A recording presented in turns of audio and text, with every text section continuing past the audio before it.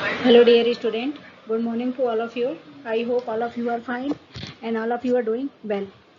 So in last class we have discussed about application of biotechnology in the field of transgenic animals and medical department.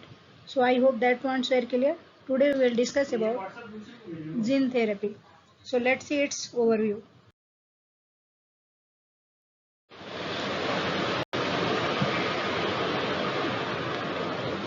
So today we will discuss about gene therapy method and molecular diagnosis. I will try to explain in detail. Please you will also try to understand. Come to main. Let's see what is gene therapy. So it is a collection of methods that allow correction of gene defect that has been diagnosed in a child or embryo. Gene therapy के द्वारा हम कोई defect हो जा रहा है gene से या जब एम्ब्रियो का डेवलपमेंट होता है उस समय यदि कोई प्रॉब्लम हो जा रहा है तो हम उसको आसानी से क्या कर सकते हैं डायग्नोस कर सकते हैं.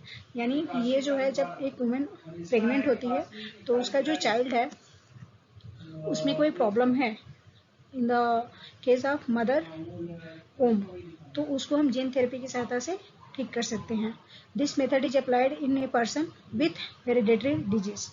ठीक है, ये एक पर्सन में हेरिडिटी के थ्रू जाता है. In this method genes are inserted into a person cells or tissue to treat a disease. इस मेथड में हम एक करेक्ट टिश्यू को लेके और जिसमें अफेक्ट हुआ है जिस मदर को बेबी में इफेक्ट हुआ है उसमें हम उसके सेल टिश्यू में क्या करते हैं इंसर्ट करते हैं. The first clinical gene therapy was done in 1990 century.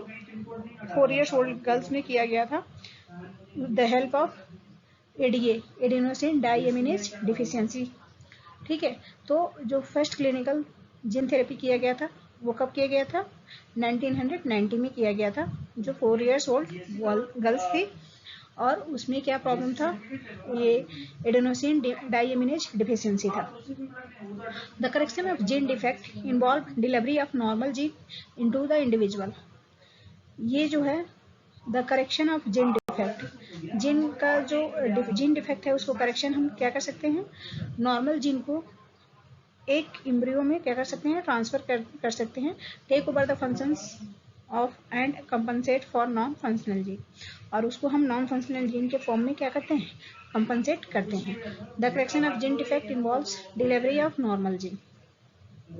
यदि नॉर्मल जीन है तो उसको जो डिलीवरी हो रही है उसमें भी हम उसको डिलीवरी के कुछ समय पहले हम एम्ब्रियो के बॉडी में या टिश्यू सेल में इंसर्ट करेंगे और इसके फॉर्म में वो क्या हो जाएगा जो नॉन फंक्शनल जीन है वो फंक्शनल जीन के फॉर्म में कन्वर्ट हो जाएगा.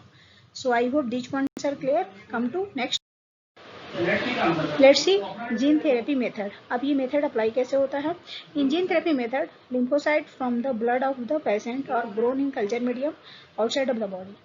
ये लिम्फोसाइट क्या है आपने देखा होगा कि जो ब्लड है ब्लड में डब्ल्यूबीसी आरबीसी होता है. ठीक है, तो जो आरबीसी है उसमें लिम्फोसाइट बनता है और इम्यून सिस्टम को क्या करता है स्ट्रॉन्ग करता है. तो इस मेथड में हम जो पेशेंट है उसके ब्लड के लिम्फोसाइट को लेकर बाहर में कल्चर मीडियम में क्या करवाते हैं ग्रो करवाते हैं. इसमें फर्स्ट ऑफ ऑल ह्यूमन के ब्लड में से लिम्फोसाइट को बाहर निकालना है और उसको कल्चर मीडियम में क्या करना है ग्रो करवाना है. ए फंक्शनल एडीए या complementary DNA is then introduced into these lymphocytes and returned to the patient. और एक फंक्शनल एडीए और कम्प्लीमेंट्री डीएनए को हम क्या करेंगे लिम्फोसाइट में इंट्रोड्यूस करेंगे और फिर इसको पेशेंट में फिर से री इंसर्ट करेंगे.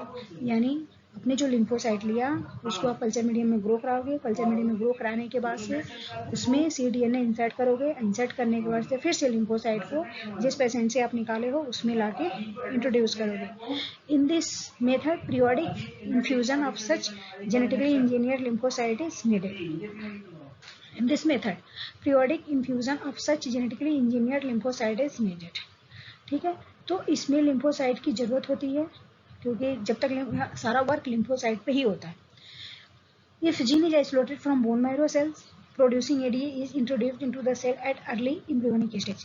यदि जीन को हम बोन मैरो से आइसोलेट करते हैं, वहाँ से बाहर निकालते हैं, तो जो डेवलपिंग एम्ब्रियो है उसमें हम उसको क्या करेंगे, इंसर्ट करेंगे. It could be permanent cure. और जब हम जो अर्ली स्टेज का जो एम्ब्रियोनिक स्टेज होगा जो बेबी का, उसमें यदि आप इंसर्ट करते हो एडीए को, तो वो क्या करेगा, परमानेंट हमेशा हमेशा के लिए वो चीज़ें क्या हो जाएंगी, ठीक हो जाएंगी. You can see here bacteria carry plasmid with clonal normal human ADA gene हो गया, ये रेट्रोवायरस हो गया, दोनों को आपस में मिक्स किया जाएगा, यहाँ पे उसके क्लोन बनेंगे. एंड देन टी लिम्फोसाइट, ठीक है, जो ह्यूमन ब्लड से लिया गया है with disable ADA gene isolated from the SCID patient. ठीक है, ये सस्पेक्टेड क्रोमोजोम इम्यूनोडिफिशियंसी जो डिजीज है पेशेंट से लिया गया है. और देन यही रेट्रोवायरस उसमें क्या किया जाएगा, इंसर्ट किया जाएगा. ठीक है, और एडीए जीन या CDNA को हमको लिम्फोसाइट के जो पेशेंट है, जो हमने अपने ब्लड लिया है उसमें इंसर्ट करना है. इंसर्ट करने के बाद से फिर उसको आप री इंट्रोड्यूस करोगे. फिर इसको हम क्या किए, कल्चर मीडियम में ग्रो कराए. ग्रो करने के बाद से फिर जिस बेबी से लिए थे आप उसमें आसानी से इंसर्ट कर लोगे. बेबी अच्छे तरीके से क्या हो जाएगा, ठीक हो जाएगा. So I hope this points are clear. Come to next. Let's see molecular diagnosis. The method of diagnosis such as the serum or urine analysis is not able to early detection of disease causing pathogen or virus.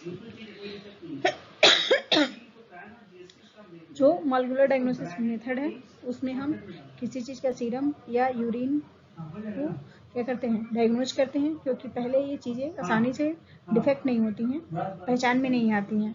तो यहाँ पे बहुत सारे methods हैं जिसको हम molecular diagnose के लिए यूज करते हैं, जैसे recombinant DNA technology, then polymerase chain reaction. ये जो होता है PCR routinely used to detect the HIV in suspected AIDS patient. Genetic disorder can also be detected by using the PCR technique. ये जो PCR है इसमें HIV का हम क्या करते हैं, डायग्नोज करते हैं, और बहुत सारे जेनेटिक डिसऑर्डर PCR टेक्निक के द्वारा ठीक किया जा सकता है. तो जो मॉलिक्यूलर डायग्नोज है वो स्पेशली जेनेटिक डिजीज को ठीक करने के लिए, और जो सस्पेक्टेड पेशेंट है उसको ठीक करने के लिए कैंसर वगैरह में भी यूज किया जाता है. उसके बाद से है एलिसा टेस्ट है, एंजाइम लिंक्ड इम्यूनोसॉर्बेंट एसे. इसका फुल फॉर्म है enzyme linked immunosorbent assay. ELISA is based on the principle of antigen antibody interaction. जो एलिसा है वो एंटीजन एंटीबॉडी इंट्रैक्शन पे क्या है, बेस्ड है. And then infection by pathogen can be detected by the presence of antigen like protein, glycoprotein, etc. तो infection of pathogen can be detected by presence of antigen. ये protein और glycoprotein के presence में जो भी pathogen में infection है उसको हम डिटेक्ट कर सकते हैं, और be detecting the antibody synthesize against the pathogen. या हम उसकी एंटीबॉडीज को क्या कर सकते हैं, डायग्नोज करके, और उसके द्वारा हम उसको आइडेंटिफाई कर सकते हैं. तो यहाँ पे 3 मेन मेथड है जिसके द्वारा हम जो जेनेटिक डिसऑर्डर हैं, जेनेटिक डिसऑर्डर प्लस जो भी बड़े बड़े बीमारियां जैसे कैंसर से रिलेटेड है, ठीक है, तो हम मॉलिक्यूलर डायग्नोज के द्वारा उसको क्या कर सकते हैं, डिटेक्ट कर सकते हैं, पहचान सकते हैं, और फिर हम उसको अर्ली स्टेज में ही क्या कर सकते हैं, क्योर कर सकते हैं. So I hope these points are clear. Come to next point. Today we have discussed about what is gene therapy, what is the method of gene therapy, and then molecular diagnosis. I hope these points will help in your study. Thanks. Stay safe and stay happy. Stay connected. Thank you.